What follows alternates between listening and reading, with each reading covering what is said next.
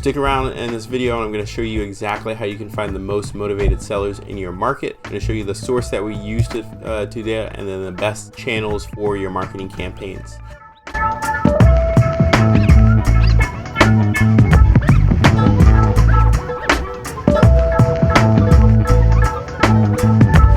So in this video, I want to break down a couple of different things. Before we get started, if you're new here, make sure you subscribe down below and hit the notification bell. That way you can get these videos as we drop them. And then make sure you comment down below which market you're working in, how things are going for you right now, and how many deals that you've closed. I'd love to get to know you guys that are checking out the videos. If you are subscribed already, make sure that you comment down below and share the video. We'd love to help out as many people as we can, and I appreciate you guys for subscribing. All right, let's go ahead and jump into it. So first thing I want to talk about today is how can you find the most motivated sellers in your market? Now, every marketing campaign comes down to one thing, and you've probably seen this everywhere and everyone always has questions about it, but it comes down to data. Now, if you don't have the right data, your cold calling campaigns are going to be off. You're going to frustrate your VAs. They're not going to perform as well. If you're making the cold calls, you're going to get frustrated because you keep getting bad numbers. You keep getting the wrong people. You're not going to be closing deals. Like, it's bizarre to me that I've heard of people that have been doing, wholesale real estate investing in general, whether it's flipping, creative strategies, for over a year and haven't closed a single deal.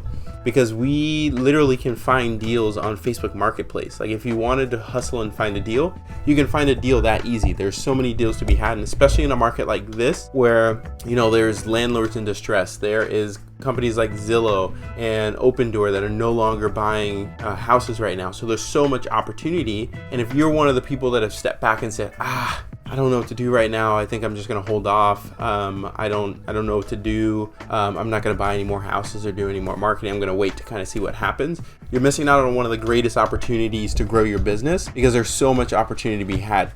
Just for some insights, like companies here in Arizona, like Open Door, that were buying hundreds of houses a month, they canceled all their contracts. So all those people that were going to sell their houses to them are no longer have contracts with them. I talked to a guy, he said, yeah, they were going to buy my house, and then, they called and told me that they're no longer going to buy it. So there's people like that are still wanting to sell their house, and you need to keep doing your marketing campaigns to get there. And the way that you find them is through data. So whether you're running PPC or Facebook ad campaigns where you're literally just paying Facebook for the data of their users, and Google's the same way, or you're going to a company like listsource or propstream or National Data Source, which is the company that I recommend, to go and buy that data, so then you can then make, skip trace it, obviously, make your cold calls, run your text campaigns and your RVM campaigns to uncover those motivated sellers.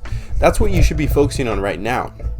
So if you want to find the most motivated sellers in your market right now, like, you literally want to find what the median house is in your market, whatever that market value is. You want to find absentee owners, you want to find probates, you want to find pre-foreclosures and tax delinquents. Those are your core 4 lists that you want to go after.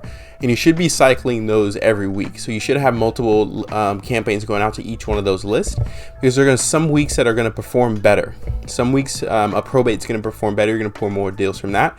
You don't want to just double down on probates and then ignore everything else, because that's where you get these up and down, kind of lumpy months where you close 5 deals one month and then 1 deal the next month.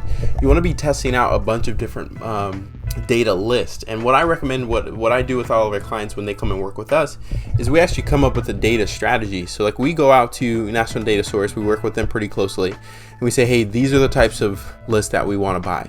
We map it out and we say, hey, there's 50,000 records of this, there's 1,000 records here, there's 6,000 records here, and we map it out. So that way, each month or each week, each campaign, really, we know what types of data are available, what types of data we're going to use, and what our marketing method of that is. That way, at the end of the day, we know what list performed, how many records it took us to get a deal, what our response rate it was for that list, whether we're cold calling, sending text messages, or ringless voicemails, because we want to know those things. As a business owner, you should be data driven. You shouldn't be, all intuition, because at some point you're not going to be there to make those decisions, and you want your company to run like a well-oiled machine. If you know, hey, these types of lists in our market, these counties are performing really well, then every single month you want to be going and get that type of list. You want to be going out and purchasing that list, because one, you're going to get a price savings with your data company because you're buying more data, but you're also generating a greater return because you're not like zipping everywhere like, shiny object syndrome on your data list, because you know what works, you know what the response was, you know how much revenue you pulled from it, just keep doing that same thing. Every time like someone wants to come and recreate the wheel, like, oh, we had a really good, month on pre-foreclosures. The next month they're on to a new list that they read about in a group or on YouTube or something like that, or in their mastermind because someone else said that they were having really good success with it. The way I think about data and marketing campaigns is it's the acre full of diamonds. Like, the diamonds are right below you. You just need to mine them. There's no sense in going across the country to another diamond farm or another plot of land that supposedly has diamonds and trying your hand there. You don't know enough about that area to figure out where the diamonds are. But in your own area, you're already here. You already know what's working. Keep on mining those diamonds. So yes, you may have to make some tweaks or changes or things like that to your particular campaigns, whether it's the message or how you deliver it. But at the end of the day, you want to be able to track back your marketing. And you want to make it consistent, because when your marketing is inconsistent, you're going to have issues with your business. And right now is not the time to be experimenting or testing things that you don't have any data to back on. Like, if you're running campaigns, that this list worked really well for you. Well, find a source that gets you the best type of data that you're looking for motivated sellers, and you want to keep on running those campaigns. Now, the next thing I want to talk about is your marketing strategy. So yes, data is the most important thing. I recommend National Data Source. I'll link it down below. You can go out and get data from them, and you can also skip trace through them as well.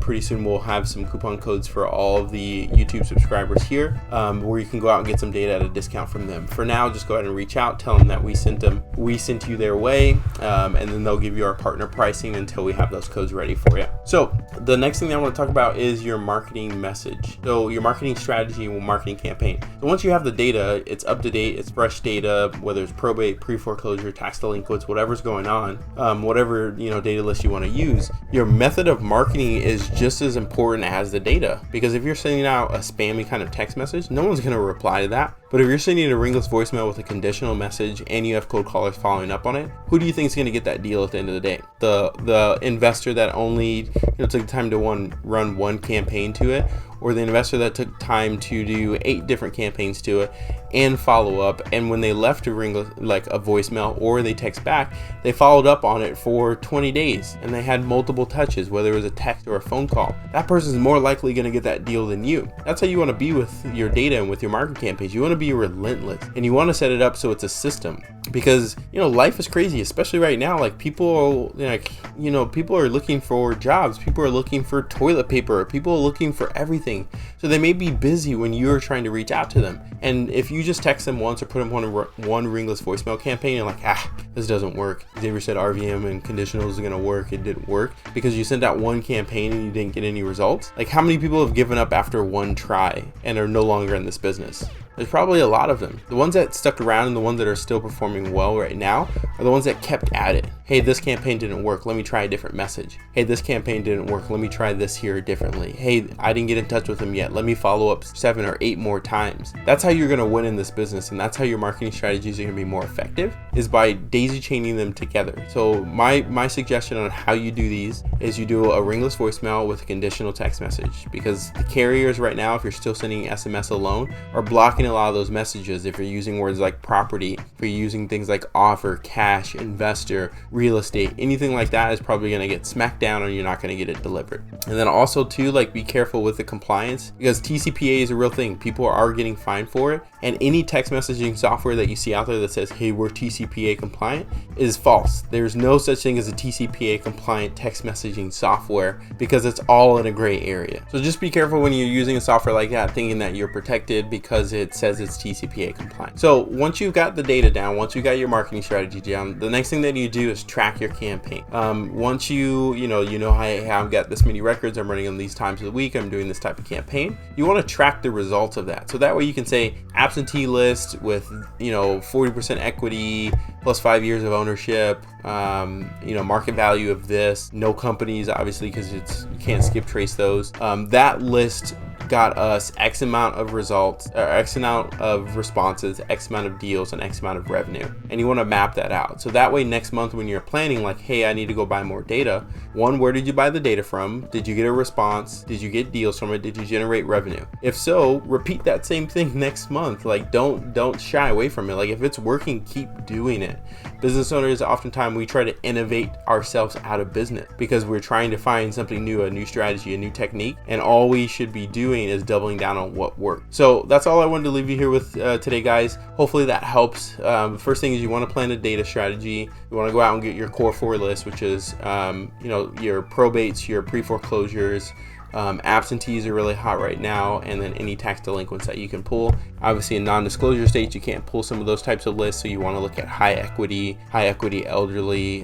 Those are good lists right now that are performing pretty well. But just keep on going, guys. Marketing campaigns are working. They're working better than ever. Your cost per deal is going to go down because there's less people in the market right now. So keep on going, keep on pushing, keep on doing. And if you enjoyed this video, make sure you subscribe down below, hit the like button, and make sure you hit the notification bell so that way you can be notified when new videos drop, because got a lot of time working from home, obviously. So I'm gonna be cranking out as much content as I can for you guys, specifically around data strategy, marketing strategy for investors, real estate investors, wholesalers, flippers, part-time, full-time, whatever it is that you are doing to close deals. I want to make sure that you have as many leads as possible to do that. And if you comment down below, I'll give you our source for data so that you can reach out for partner pricing, and hopefully this helps you guys close more deals in the future. So I'll talk with you soon.